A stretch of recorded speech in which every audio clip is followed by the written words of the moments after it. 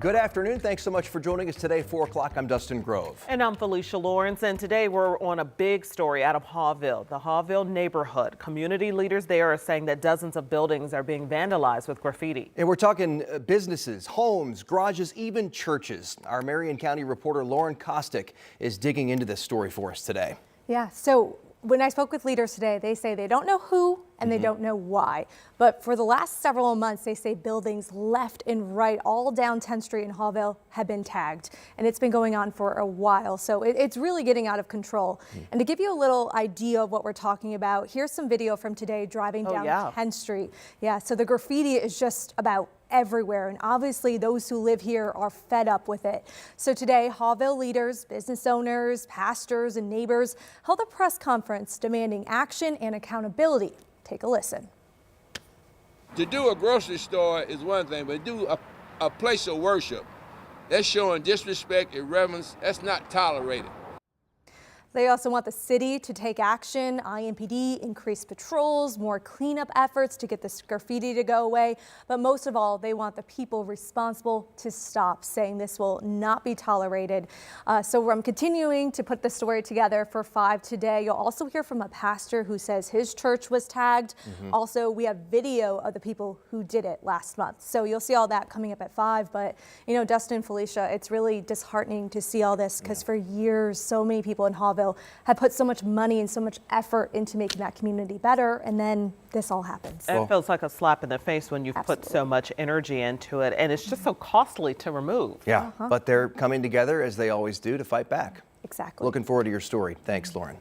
Also today, several people are hurt after 3 separate fires across the city. They all broke out within 2 hours of each other. Our Karen Campbell is looking into that story today. She's got the latest on what investigators believe may have started one of those fires. Yeah, here at the Harrison Apartments off North Delaware, some residents are just coming home finding the damage done to their apartments. Now, according to IFD, they tell us that this fire happened just before 8:30 this morning. They believe the cause of this fire was an electrical fire. I know they sent us photos of firefighters working to put out this blaze. They also tell us this fire happened on the first floor in one of the apartments here. We did speak with a gentleman who said he rushed home because he said he has cameras in his apartments and he has a dog, but when he got back to his apartment, he said his dog was gone. So he is in search of help to look for his missing dog. Take a listen to what he had to say. And I get home and my dog's missing. Came over here where they had like a setup station, asked around, been asking residents. Nobody's seen my dog, so a little scared, a little stressed out. Coming up on 13 News at 5:30, I speak with Indianapolis Fire Department to tell us more about the cause of this fire, and you're going to hear from them again coming up at 5:30. For now, Karen Campbell, 13 News. Karen, thank you. And remember that massive Christmas Eve fire that destroyed the historic sanctuary on Penn Building downtown? Well, we learned today the cause of this fire right here on your screen has been ruled undetermined, and here's why. The roof and the front of the church had collapsed. So later that same day, Christmas Eve, for safety reasons, DPW crews came in and performed an emergency demolition on what was left. And because investigators didn't have access before it was torn down, that's why it was ruled undetermined. A Pendleton man was just sentenced following a plea agreement for his involvement in a crash that killed another man back in September of 2022. Investigators say Connor Gaskell ran a stop sign on Indy's north side, near North Side, crashed into a lift car, killing Rashid Conte and injuring his brother.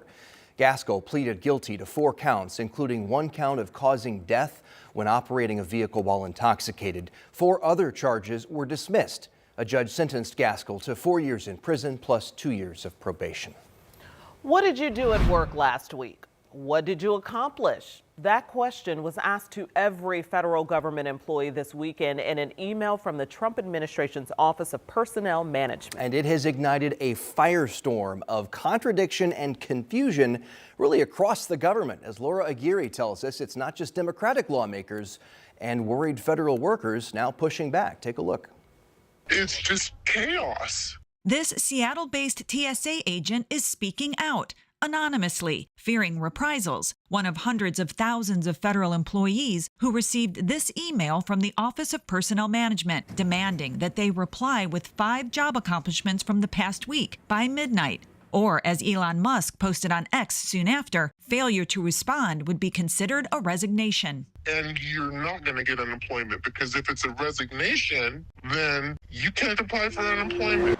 The Saturday email sparked confusion through several chains of command, leaders at multiple federal agencies directing their staffers not to reply, pending further guidance, hinting of a potential authority rift between newly confirmed agency chiefs and Musk. President Donald Trump weighing in today during an Oval Office sit-down with the French president. If you don't answer, like you're sort of semi-fired or you're fired, because a lot of people are not answering because they don't even exist. This is a violation of labor contracts, labor law. A group of federal unions filed an updated legal challenge in California Sunday to include the OPM emails demand, in addition to their previous filings related to the mass firing of workers. A hearing on that temporary restraining order is set for Thursday. The Transportation Department did order its employees to respond by OPM's deadline, including the FAA's air traffic controllers, many who, union leaders say, are working mandatory overtime 6 days a week. I'm Laura Aguirre reporting. All right, that's the happenings in Washington that we'll continue to stay on top of. And here is a look outside. Our skyline, a little gray, a couple of peaks, mostly gray. But warmer. I mean, But it feels so warmer. much more like spring. I tell you, we didn't need the sunshine today because we had that stiff southwest wind, Yeah. the warmest we've been in 3 weeks. Is winter over? Sorry. Took the words from my mouth. How long have you been in Indiana, Felicia? Come Wishful on thinking. now. Wishful thinking. Enjoy it while it lasts. 2 words, Felicia: sectional snow. That's right. Every year. Live Every it, year. live it, learn it, and love it, as we like to say here. So yes, we got a ways to go here, but let's enjoy it. 50s today, 50s tomorrow, near 60 Wednesday. Ooh. There you Okay. go. I'm not complaining right now. All right, thank you, friend. Be thankful for I every want to day. show you, Every you day. know, and the temperatures that we have today, they feel so warm because you look at all the blue in the middle part of the month. It was a brutal mid-February. This one sticks out like a sore thumb on the 3rd. That was the last time we were in the 50s. That was the last time we were in the 60s. I show you that because we are in the 50s. Now, this is not even close to the daily record high of 74. This is just a great example of the big swings we can get in February. The record low, 6 below. 31 this morning, so far 54 this afternoon, and 50s all over the map here, despite the fact that we've had that blanket of mid-level cloud cover with a little bit of sunshine filtering through from time to time. But compared to 24 hours ago, temperatures a good 5 to 10 degrees warmer, and it's coming from that southwest wind. Now, cloud cover overall will begin to thin out here, and we're going to finish the day with the brightening sky, so that could rally our temperatures just a little bit. And there's a little feature over Iowa that is going to give us a few showers overnight tonight, but not going to really mess with your outdoor plans here this evening. Got a big one at the field house tonight, 7 o'clock tip-off against the Nuggets.